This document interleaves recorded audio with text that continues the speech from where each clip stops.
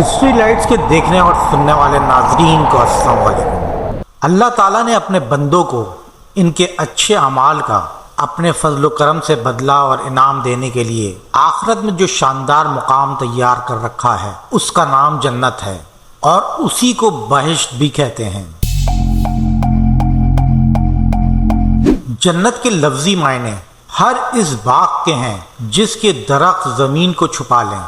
کل بستان ذی شجر یستر بالشجارۃ الارض الجنتا سے اصلاحی شرعی میں مراد وہ عظیم الشان باغ ہے جو بے شمار نعمتیں لیے ہوئے ہے۔ عالم آخرت میں نیک کاروں کے لیے مخصوص ہے کہ وہ آج نظروں سے مستور ہے، اس کا نام جنت ہے۔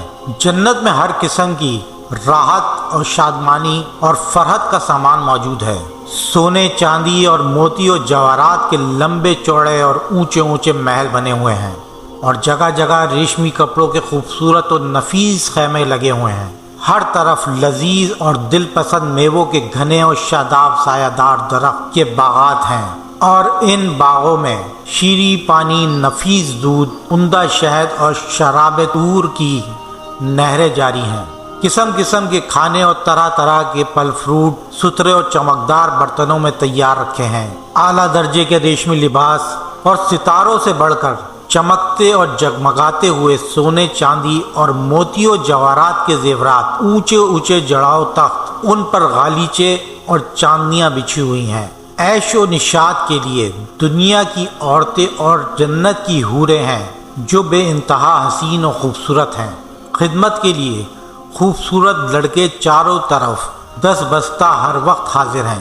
الغرض جنت میں ہر قسم کے بے شمار راحتیں اور نعمتیں تیار ہیں، اور جنت کی ہر نعمت اتنی بے نظیر اور اس قدر بے مثال ہے کہ نہ کبھی کسی نے آنکھ سے دیکھا، نہ کسی نے کان سے سنا، اور نہ ہی کسی کے دل میں اس کا خیال گزرا۔ جنتی لوگ بلا روک و ٹوک ان تمام نعمتوں اور لذتوں سے لطف اندوز ہو سکیں گے۔ ان تمام نعمتوں میں بڑھ کر جنت میں سب سے بڑی یہ نعمت ملے گی کہ جنت میں جنتیوں کو اللہ تعالیٰ عز و جل کا دیدار نصیب ہوگا۔ جنت میں نہ نیند آئے گی اور نہ ہی کوئی مرض ہوگا، نہ بڑھاپا آئے گا، نہ موت ہوگی۔ جنتی ہمیشہ ہمیشہ کے لیے جنت میں رہیں گے اور ہمیشہ تندرست اور جوان رہیں گے۔ یہ لوگ ہر قسم کی فکروں سے آزاد اور رنج و غم کی زحمتوں سے محفوظ رہیں گے۔ جنت کہاں ہے؟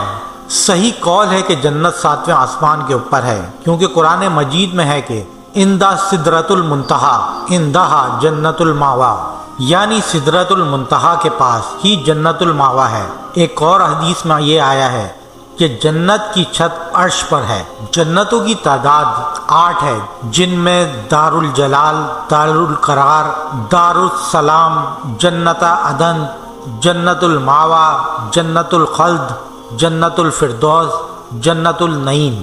دار الخلد یہ عام لوگوں کے واسطے ہے، دار السلام جو فقیروں اور صابروں کا مقام ہے، دار المقام جو مالدار شکر گزار کا مقام ہے، عدن یہ عابدوں، زاہدوں، غازیوں، سقیوں اور اماموں کے واسطے ہے، دار القرار اس میں حافظ و عالم رہیں گے، جنت النعیم یہ شہیدوں اور مؤذنوں کے لیے ہے، جنت الماوا جو شہدائے اکبر، محسنین اور اولیاء کرام کا مقام ہے، جنت الفردوس جو نبیوں اور رسولوں اور علماء عالمین کی جگہ ہے۔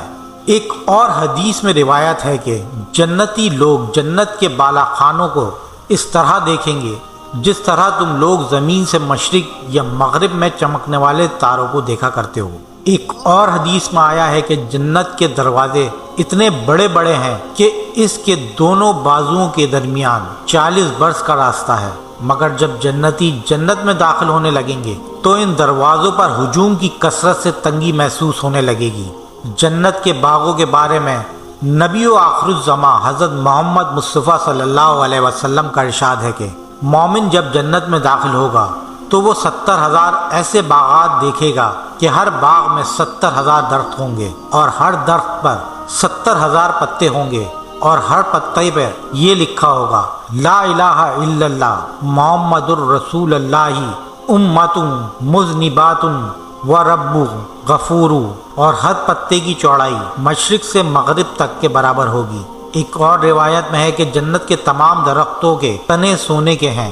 جنت کے محل میں ایک اینٹ سونے کی، ایک اینٹ چاندی کی ہے، اور اس کا گارا نہایت ہی خوشبودار مشک سے ہے، اور اس کی کنکریاں موتی اور یاقوت ہیں، اور اس کی دھول زعفران ہے۔ اور یہ بھی مروی ہے کہ بعض عمارتیں نور کی، اور بعض یاقوت سرخ کی، اور بعض زمرد کی ہیں۔ جنت میں شیریں پانی، شہد، دودھ اور شراب کی نہریں بہتی ہیں۔ جب جنتی پانی کی نہر سے اسے پیئیں گے تو انہیں ایسی حیات ملے گی کہ پھر انہیں موت نہ آئے گی، اور جب دودھ کی نہر میں نوش کریں گے تو ان کے بدن میں ایسی فراوانی پیدا ہوگی کہ کبھی لاغر نہ ہوں گے، اور جب شہد کی نہر سے شہد پیئیں گے تو انہیں ایسی صحت و تندرستی ملے گی کہ پھر کبھی بیمار نہ ہوں گے، اور جب شراب کی نہر میں سے پلائے جائیں گے تو انہیں ایسی نشاط و خوشی کا سرور حاصل ہوگا کہ پھر کبھی غمگین نہ ہوں گے۔ یہ چاروں نہریں ایک حوض میں گر رہی ہیں جس کا نام حوض کوثر ہے۔ یہی حوض حضور اکرم صلی اللہ علیہ وسلم کا وہ حوض کوثر ہے جو ابھی جنت کے اندر ہے، لیکن قیامت کے دن میدان محشر میں لایا جائے گا، جہاں حضور اکرم صلی اللہ علیہ وسلم اس حوض سے اپنی امت کو سیراب فرمائیں گے۔ ان چاروں نہروں کے علاوہ جنت میں دوسرے چشمے بھی ہیں جن میں کافور، زنبیل، سبیل، رحیق، نسیم شامل ہیں۔ ادنا درجے کی جنتی کو 80,000 خدام اور 72 بیویاں ملیں گی، اور اس کے لیے موتی اور یاقوت کا اتنا لمبا چوڑا خیمہ گاڑا جائے گا جتنا کہ جابیہ اور سنا کے 2 شہروں کے درمیان فاصلہ ہے۔ جنت میں حوروں کا جلسہ ہوگا جس میں حوریں اس مضمون کا گانا سنائیں گی کہ ہم ہمیشہ رہنے والیاں ہیں تو ہم کبھی فنا نہ ہوں گی، ہم چین میں رہنے والیاں ہیں تو ہم کبھی غمگین نہ ہوں گی، ہم خوش ہونے والیاں ہیں تو ہم کبھی ناراض نہ ہوا کریں گی۔ مبارکباد ہے ان کے لیے جو ہمارے لیے ہوں اور ہم ان کے لیے ہوں۔ ہر جمعے کے دن جنت میں ایک بازار لگے گا، اس میں شمالی ہوا چلے گی جو جنتیوں کے چہروں اور کپڑوں پہ لگے گی تو اس کے حسن و جمال میں نکھار پیدا ہو کر بہت زیادہ خوبصورت ہو جائیں گے، اور جب وہ بازار سے پلٹ کر اپنے گھر جائیں گے تو ان کے گھر والے کہیں گے کہ تم تو خدا کی قسم حسن و جمال میں بہت بڑھ گئے ہو، تو یہ لوگ کہیں گے کہ ہمارے پیچھے تم لوگوں کا حسن و جمال بھی بہت بڑھ گیا ہے۔ حضور اکرم صلی اللہ علیہ وسلم نے ارشاد فرمایا ہے کہ جب جنتی جنت میں داخل ہو جائیں گے تو اللہ عز و جل کا ایک منادی یہ اعلان کرے گا کہ اے اہل جنت، ابھی تمہارے لیے اللہ تعالیٰ کا ایک اور وعدہ بھی ہے۔ تو اہل جنت کہیں گے کہ اللہ عز و جل کے ہمارے چہروں کو روشن نہیں کر دیا؟ کیا اللہ عز و جل نے ہم کو جہنم سے نجات دے کر جنت میں نہیں داخل کر دیا؟ تو منادی جواب دے گا کہ کیوں نہیں۔ پھر ایک دم خداوند قدوس عز و جل اپنے حجاب اقدس کو دور فرما دے گا، تو جنتیوں کو اس سے زیادہ جنت کی کوئی نعمت پیاری نہیں ہوگی۔ اسی طرح بخاری و مسلم کی حدیث ہے کہ حضرت جریر بن عبداللہ رضی اللہ تعالیٰ عنہ کہتے ہیں کہ ہم لوگ رسول اکرم صلی اللہ علیہ وسلم کی خدمت میں بیٹھے ہوئے تھے تو حضور اکرم صلی اللہ علیہ وسلم نے 14ویں رات کو چاند کی طرف دیکھا اور ارشاد فرمایا کہ تم لوگ عنقریب اپنے رب عز و جل کو دیکھو گے جس طرح تم لوگ چاند کو دیکھ رہے ہو، تو اگر تم لوگوں سے ہو سکے تو نماز فجر اور نماز عصر کبھی نہ چھوڑو۔ اسی طرح حضرت صہیب رومی رضی اللہ تعالیٰ عنہ سے مروی ہے کہ رسول اکرم صلی اللہ علیہ وسلم نے ارشاد فرمایا کہ جب جنتی جنت میں داخل ہو چکیں گے تو اللہ تعالیٰ فرمائے گا کہ اے اہل جنت، کیا تم چاہتے ہو کہ کچھ اور زیادہ نعمتیں میں تم لوگوں کو عطا کروں؟ تو اہل جنت کہیں گے کہ خداوند عز و جل، کیا تو نے ہمارا منہ اجالا نہیں کر دیا؟ کیا تو نے ہمیں جنت میں نہیں داخل کر دیا اور جہنم سے نجات نہیں دی؟ اتنے میں حجاب اٹھ جائے گا اور لوگ دیدار الہی عز و جل کر لیں گے، تو اس سے زیادہ بڑھ کر انہیں جنت کی کوئی نعمت محبوب نہ ہوگی۔